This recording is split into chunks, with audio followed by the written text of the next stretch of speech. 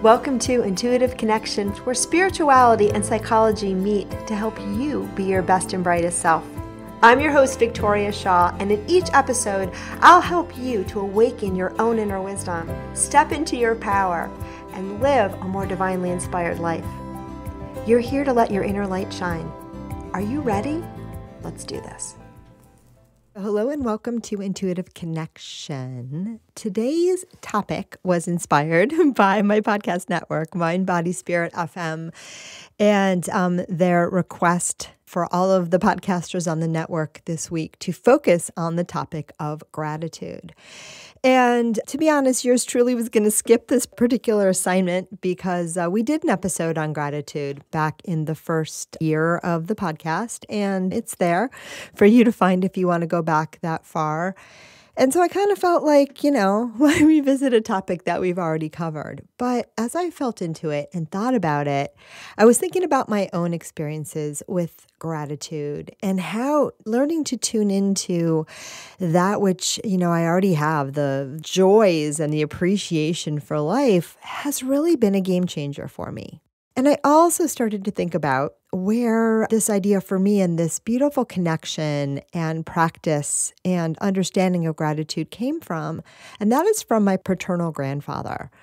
And my Gramps, as I used to call him, or Grandpa Lou, was somebody who had been born into very, very, very, very rough circumstances. He was born in sort of Russia, Poland area, very, very, very poor Jewish background in a time where, people at the time of the pogroms where the Cossacks were always coming and, basically attacking the Jewish communities. And they didn't have a lot of money. They were, borderline starving. And so he came from really rough circumstances. And I remember as a child, traveling cross country with my parents and then my grandparents and me in the backseat of the car for hours and hours. We went all the way from Detroit, Michigan to San Francisco. So it was a long drive. And to entertain me, my grandfather used to tell me stories. And I was about 5 years old. So it wasn't until, midway through that trip that I recognized that these difficult, crazy stories, like a young boy is going to the hospital and taking his sick brother to the hospital, and it's in a blizzard, and the Cossacks come and they steal their horse and they leave them with a broken down horse, and, all these very dramatic things. And I don't want to put this energy into your space, beautiful listeners, but sometimes life can be a little bit challenging, or in my dear grandfather's early days, a lot of it challenging and a lot of it traumatic. So I remember as a child hearing all these stories and realizing about midway through that trip at 5 years old that these were not fiction or things that he was just making up. And I remember that left a lasting impact on me. So, you think that somebody that came from such a rough background, such a difficult, early set of circumstances, you think someone like that might have been embittered for life, but this was not my grandfather. Not at all. He was someone who really took those early experiences of lack, those early experiences of fear, those early experiences of not being loved, not being wanted, right? Being attacked just for being who you are. All of these really difficult early experiences that he had, my grandfather managed to turn around in a lot of respects and turn it into great gratitude for everything that he had. Everything that he had. And one of my most potent memories of my grandfather was just the great gratitude and appreciation he had for all facets of his life. Now, were there collateral damage and things that, were tough in his adulthood that, probably trace back to childhood? Absolutely. He worked his pants off to support his family.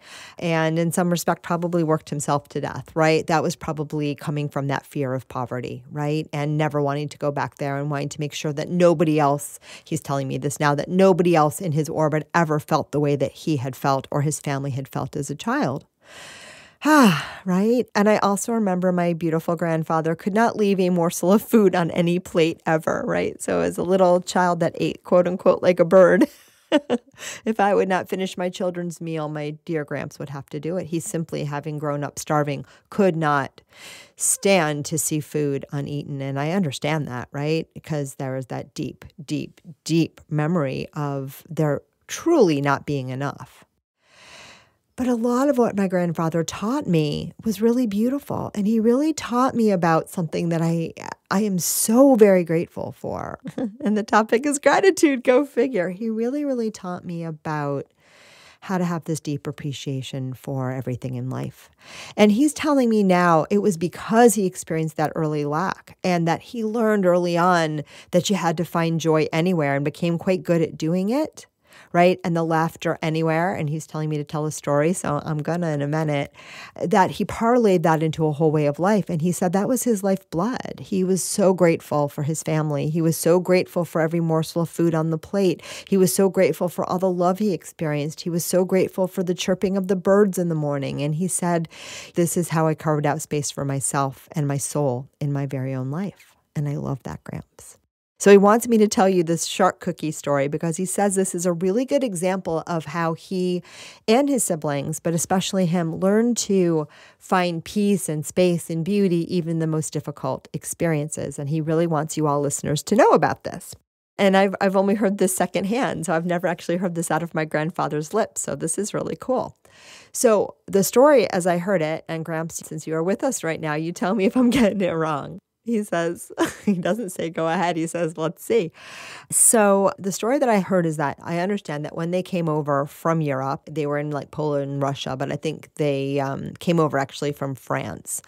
You know, they went on the big, transatlantic boat and they were in steerage in the lowest class. So if you ever remember Titanic, the people at the very bottom of the boat, that was my grandfather. And it was pretty rough going. It was pretty rough going down there. And, basically people simply just had enough money to book passage. There wasn't really food. It wasn't really warm. You might not have blankets. It was ratty. The rats are all down there at the bottom. It was not the smoothest way to travel across, an ocean. Though my grandfather says they were used to living that way, this was particularly difficult. And it was a particularly harsh experience. And the story goes that he's telling me I don't even have it right.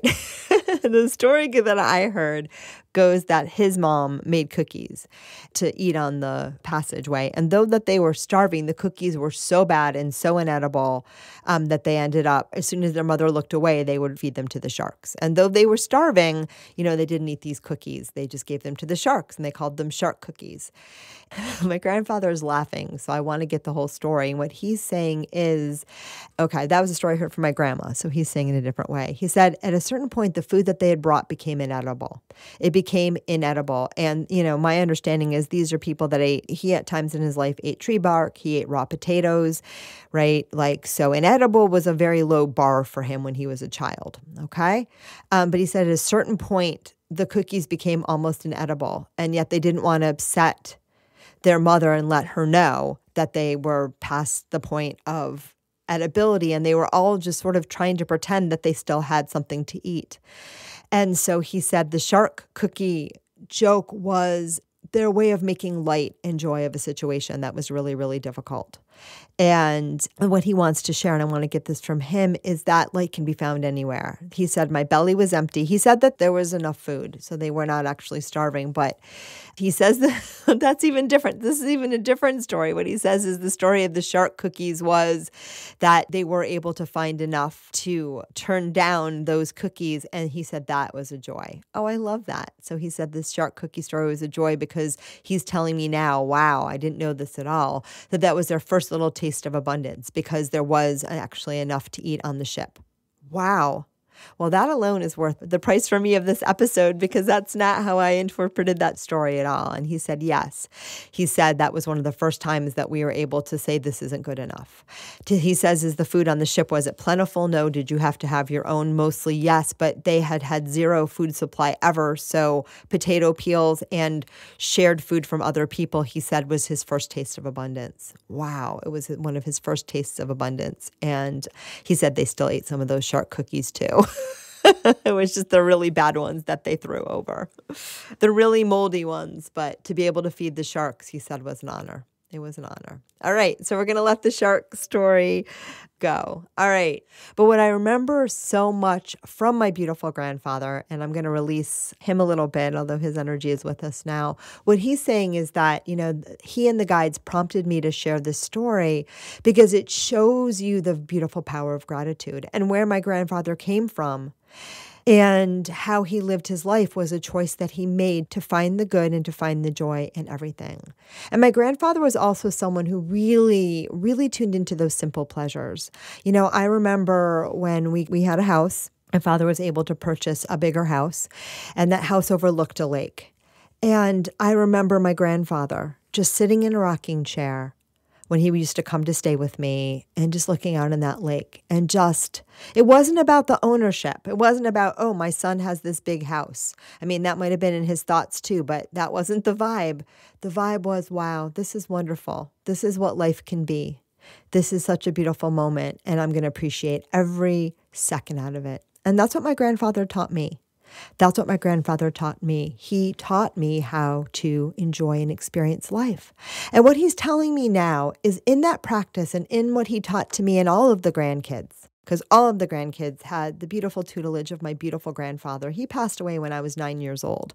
So I didn't get nearly enough time with him in this body for sure. And I love you, Gramps.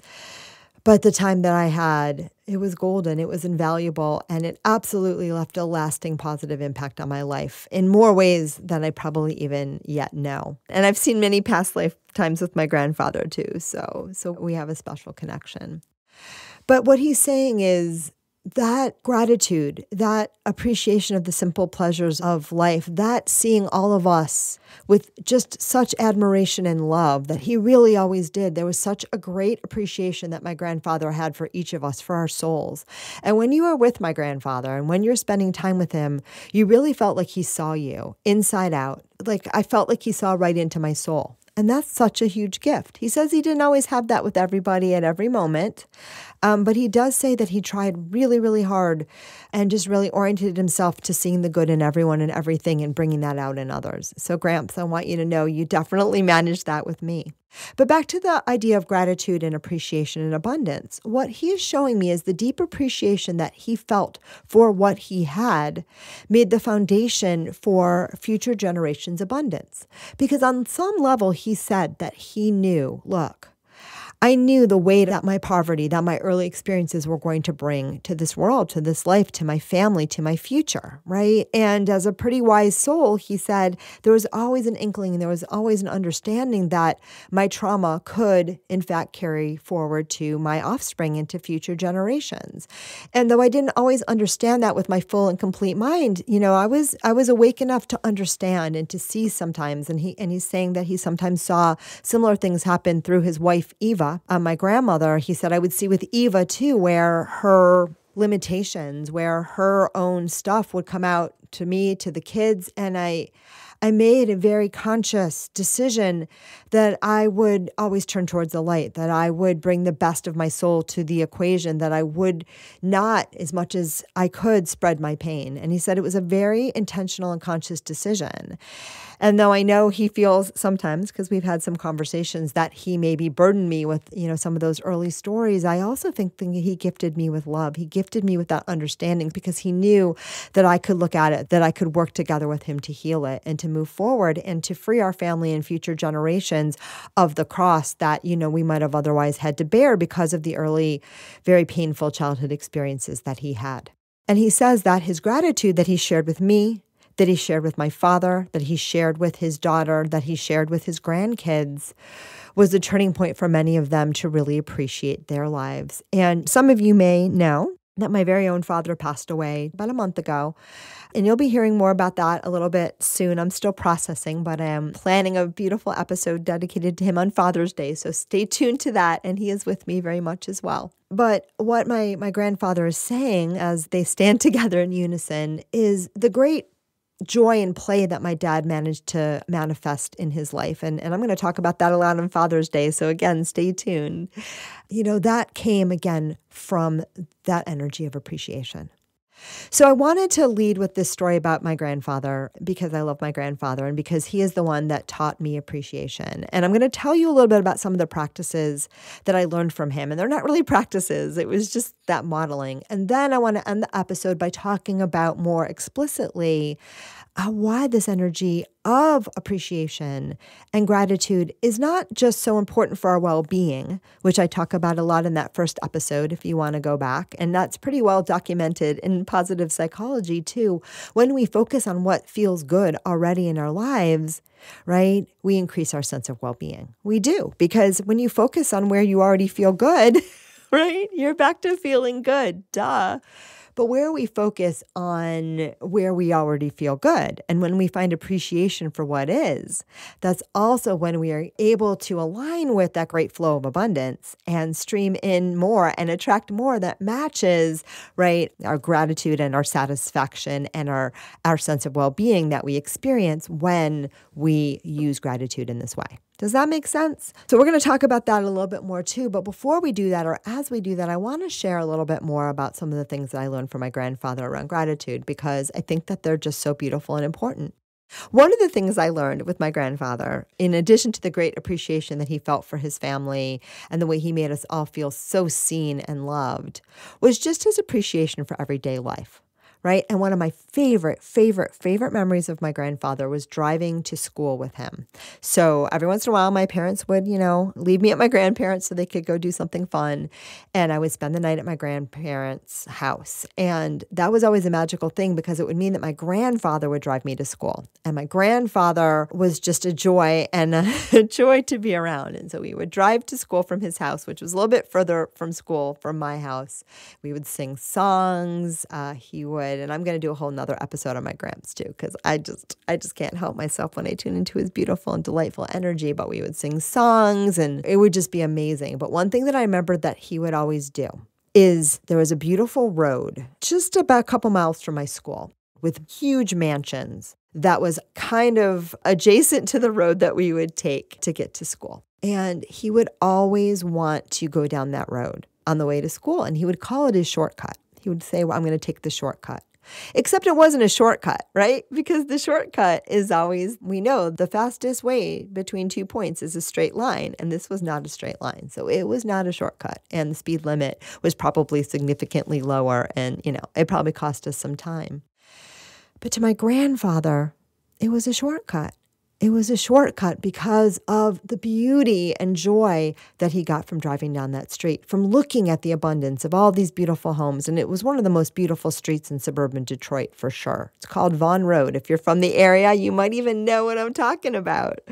Big, beautiful Tudor-style mansions. And it was really a stunning, stunning thing. And I know that his experiencing that level of abundance, especially where he came from, even though those weren't his houses, right? He didn't live there. I never lived there. No one ever lived there. But the beauty of that, right? It fed his soul. And that for him was a shortcut. And I love this story and this memory so much for so many reasons because one, it taught me, right? The shortest point between two lines, isn't always the fastest route, right? The shortcut sometimes is the one that brings us joy. The one that brings us joy. The one that brings us appreciation. Because it is from that sense of appreciation where we experience our own nature. We experience and connect with our own inner well-being. And that is a magical, magical, magical, magical thing. And look, he says now, he's like, if you care to listen, thanks, Gramps. He says, look, life is to be loved. Life is to be enjoyed. Life is to be appreciated. And so when y'all talk about gratitude, he says, don't think of it as some endpoint that you want to accomplish. Right? So this episode isn't about how to use gratitude to get what you want. Though if you use gratitude and if you really do tune into gratitude, you may find that it's more easy for you to attract in and manifest all that you desire. So that's an extra bonus, but don't do it for that reason. Don't do it for that reason. Gratitude isn't a tool. Happiness and well-being isn't a tool. Happiness and well-being, which comes from gratitude and appreciation, is a way of life. It is a way of life. And it's what we all seek. We all want to feel good. We all deserve to feel good. And when we appreciate what is, in that deepest sense, that is one of the ways in which we align with, right, that well-being, which is our birthright. And the guides say the highest and truest, level of our soul here on earth. So appreciation really helps us recalibrate and do that. Now, my grandfather did not teach me, a bunch of practices like you may see on other podcasts and other teachings about, the gratitude jar, or what are 5 things you're grateful for before you go to bed, or, sitting down when you wake up in the morning and just knowing all of the things that you're grateful for. I recommend all of those things because all of those things will make you feel good. And, a couple winters ago, I was having a really rough couple of months, and I've talked about that a little bit on the show. And I was having a little bit of an issue sometimes falling asleep. And one of the things that I would do every night before going to bed was my happy day. And I would tune into all of the things from my day that felt good, right? All of the things from my day that felt good. And the guide said that did a couple of things. One, it helped me remember that even though I was going through a very difficult time, there was still a lot in my life to be grateful for. And even if I couldn't even feel that deep gratitude, though I usually could, just remembering it's there is sometimes enough, right? Just remembering it's there is sometimes enough. We're planting a seed. We're remembering that. And it's not about, right, trying to convince yourself that you should feel good or that you should feel grateful when you feel bad. That's not what gratitude's about. It's not about you should feel grateful because even though you're miserable right now, you have a roof over your head. That's not gratitude. That's just beating yourself up and, arguing with yourself and resisting and telling yourself that you shouldn't feel what you feel. And my beautiful friend, whatever you feel right now is just right. Hold yourself, love yourself, hug yourself. Through all of that, please, mwah, I'm going to give one to myself. However you feel, all those parts, all those feelings are natural and normal. And then, right, while you allow that to be just as it is, you can gradually and lovingly also shift your attention to what feels good and to what's going well. And that's really what the practice of gratitude and appreciation is all about, right? It's about remembering that that is always available to us. Even in the darkest moments, there's always something to feel good about, right? The shark cookies. Right? Or whatever it is for you. There's always something to be grateful for. He's telling me they made like such a big plop. I love you, Gramps. He's like, sometimes there's just, you got nothing left but humor. And he said in those moments when those cookies plopped into the sea, boy, do we have a good laugh. Aw, I love you. So my happy day was really helpful because sometimes I could really feel the goodness of everything and sometimes I couldn't. But by documenting it and writing it down, I knew it to be true. So you can try that too. Louise Hay, and I talk about this in the first episode, has a wonderful practice of waking up every morning and, just starting your day with gratitude. I love my sheets. I love my bed. I love the sun. I love the heat. I love that I'm breathing. I love that my body feels good, wherever you can find it. It orients us to a much better day and a much higher sense of well-being. And again, you can always find something to be satisfied with and grateful with. The other thing the guides say is by tuning our attention to gratitude and satisfaction. And satisfaction is a super nice word because it's just a little bit less encumbered than gratitude, but you can use them interchangeably. When we focus on what already feels good, what's already in our lives, what is already streaming, what is already there, what is already bringing us joy, the ways in which we are already experiencing well-being. The good thing about that, or the value in that, the guides say, is that it reorients us to our own inner magnificence. It feeds us. It raises our vibration. I want to get this from the guides because I don't think I'm getting it quite right, but they say, go ahead. All right, is there anything else? They say, yes. It orients you back towards the truth. I love that. So when we're in that appreciative space, it orients us back towards the truth. And the truth of who and what you are, even if everything in your external world is telling you otherwise, right? And if you look at my beautiful grandfather's story, there was so much in his world that was telling him that that world was a mess and that he was a mess. I mean, he was starving, he was persecuted, he was afraid for his life. My uncle just recently told me that during the programs, they used to have to go into these tunnels and caves under their village and hide for days at a time when there was nothing to eat but raw potatoes, right? So pretty bleak, right? And yet my grandfather says, even in those moments, they would always find something to be grateful for. The potato, the fact that the rat didn't crawl over your toe, right? The fact that the bombing stopped, the fact that nobody found them this time, the fact that the baby was birthed quietly and safely and was okay. He said you could always reorient yourself to what was going right, and it became a survival mechanism to tune into what was good and well rather than what was wrong. And he's telling me that his deepest learning in that life was that, and that is the greatest gift that he hoped to impart to all of his loved ones moving forward, and that he hopes that he has. And I know, Gramps, that you have to varying degrees, understanding, of course, that we're all able to take in a lesson to the extent that we are able to take it in. But I think he knocked this one out of the park, and I love him. So for you all too, remember that story. And again, look, if you have had not a life growing up starving, eating tree bark and hiding under your village, eating potato peels to avoid pogroms, that does not mean that your suffering is not real. Because I always say when it's happening to you, whatever is happening to you, and I know so many of you beautiful souls that listen to this podcast have also experienced real struggle, both personally and vicariously. Because unfortunately, up until now, there's a lot of drama to be had on this earth. And that has been the way of learning on earth for such a very long time. It is shifting now. And again, these teachings on gratitude, on appreciation are part of that shift. They're part of that shift, and they're part of us helping to find the stream of light that exists even in the darkness, And that is what my grandfather is here to help us, and the guides as well, impart to you, because we all got it. We all have it within us. And he wants me to end this episode with a song, which was not my intention, Gramps. But if you insist, we might sing a duet.